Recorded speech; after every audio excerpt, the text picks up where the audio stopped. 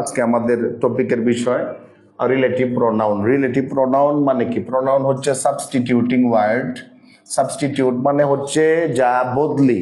বদলি কার বদলি? নাউনের বদলি। এখানে রিলেটিভ প্রোনাউন আসলে ভাই কার রিলেটিভ? কার আত্মীয়? আত্মীয় আবার প্রোনাউন হয়? তাহলে এই আত্মীয়টাকে, আত্মীয়টা আমি বোঝাই দিই সবাই রে। এটা হচ্ছে আই নো করিম।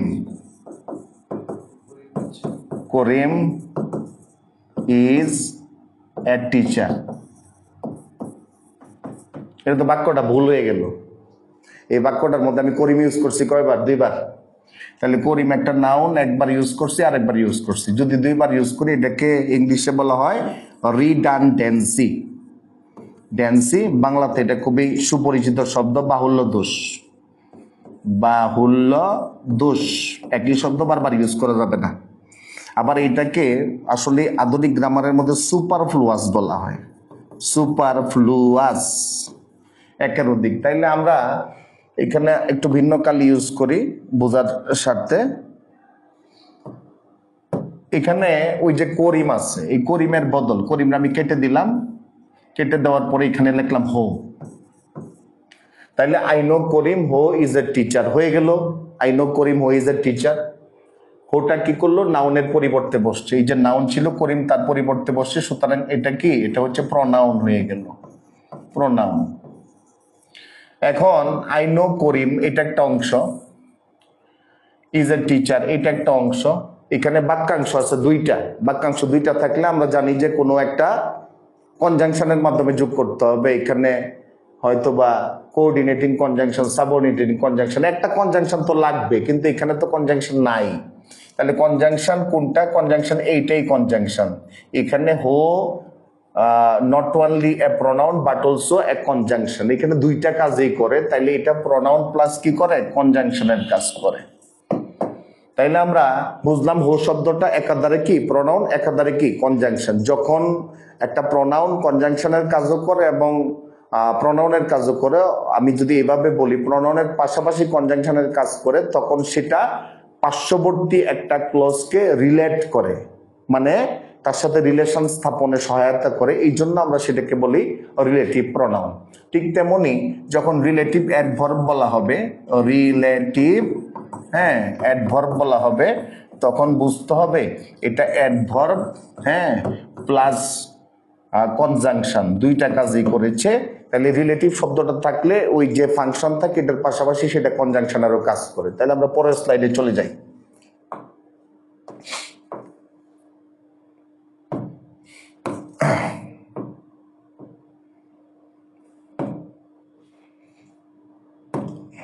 এখন রিলেটিভ প্রোনাউনের মধ্যে হো হচ্ছে আমরা সাবজেক্টে ব্যবহার করি, আর অবজেক্টে আমরা হোম ব্যবহার করি অ্যাকিউজেটিভ অথবা অবজেক্টের মধ্যে।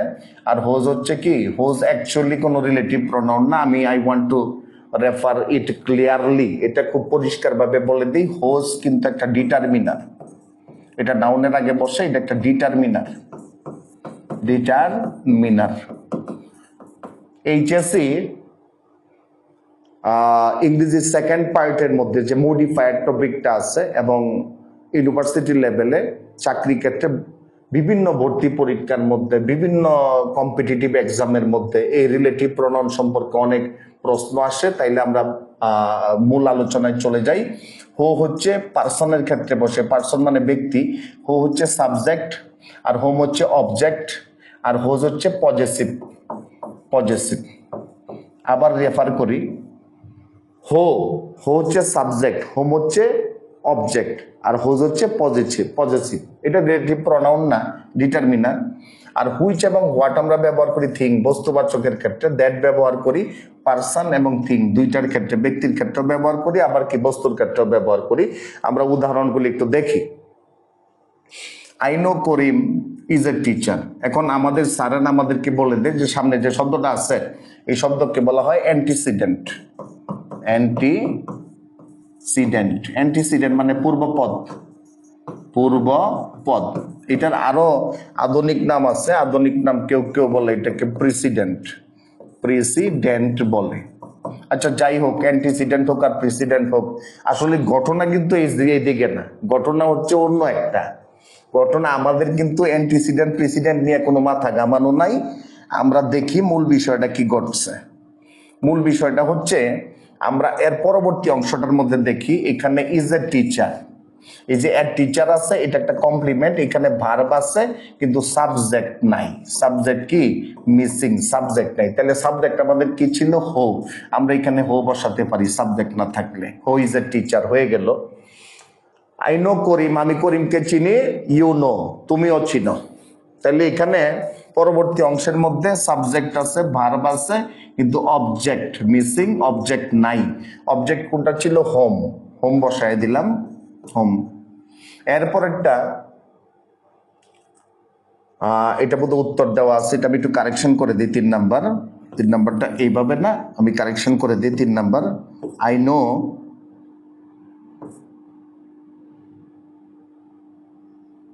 No Karim mother is ill. তাহলে 3 নাম্বারটা আই নো করিম, আমি করিমকে চিনি,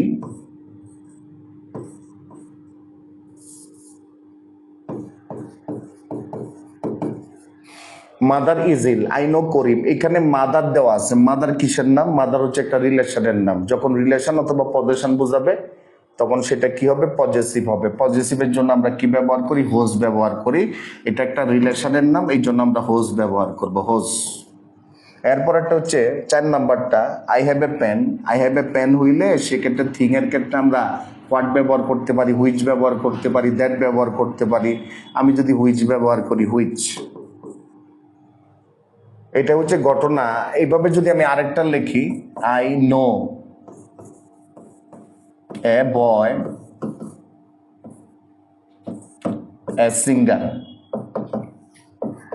এখানে কিন্তু বয় বলতে কিন্তু অ্যাডাল্ট না, এটাকে অ্যাডাল্ট বোঝা যায় না যে 18 বছর হয়ে গেছে। বয় বলতে বোঝা যায় স্কুলে পড়ে, এরকম কোনো অ্যাডোলসেন্স।